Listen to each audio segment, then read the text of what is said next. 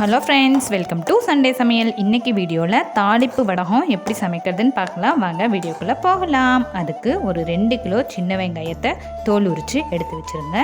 அது கூட 100 கிராம் சீரகம், 100 கிராம் உடச்ச வெந்தயம், 100 கிராம் உடச்ச வெள்ளை உளுந்து, கடுகு, 100 கிராம் கருவேப்பில் தேவையான அளவு எடுத்து வச்சுக்கோங்க. எடுத்துகிட்டு அதை நல்லா ஒரு 3 நாள் வெயிலில் காய வச்சுக்கோங்க. காஞ்சதுக்கப்புறம் எல்லாத்தையும் சேர்த்து மிக்ஸி ஜாரில் கொஞ்சம் கொஞ்சமாக அரைச்சி எடுத்துக்கோங்க. எடுத்துகிட்டு விளக்கெண்ணெய் தொட்டுட்டு சின்ன சின்ன உருண்டையாக பிடிச்சி நல்லா வெயிலில் காய வச்சுருங்க.